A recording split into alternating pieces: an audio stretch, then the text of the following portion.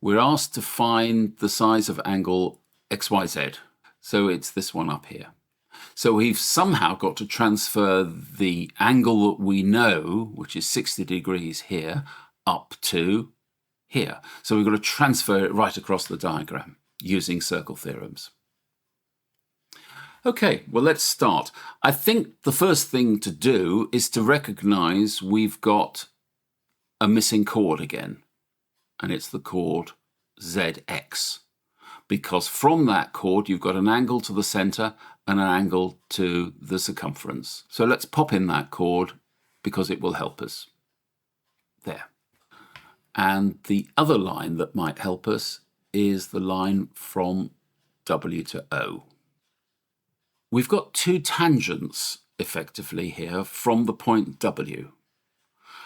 And circle theorem number 5 says that two tangents to a circle which meet at a common point, yes they do, point W, are of equal length. It means therefore that that length there is equal to that length there.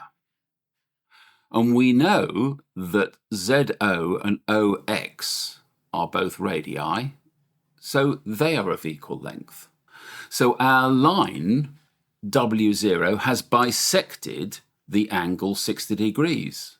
So I can say that this chap here is 30 degrees and this one also 30 degrees. Circle theorem number 4 states that tangents and radii meet at a right angle. So this up here is a right angle and this down here is a right angle. So that means we've got a triangle here, which is the triangle WZO, has a right angle and 30 degrees in it. Therefore, this angle here must be 60 degrees.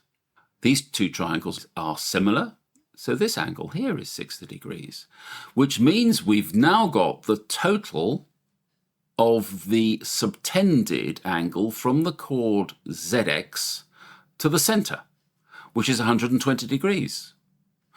And circle theorem 2 says that angles to the center from a chord, yes we are from that chord, are double those to the circumference. So this angle here that we need to find is just half of 120, which is 60 degrees. So we've done it. But in the question, you will have to write down the reasons at every stage for your decisions about the size of the angles and whether sides are equal. It's rather like a case for the prosecution. You've got to write down the reasons for your decision about the value of any angle.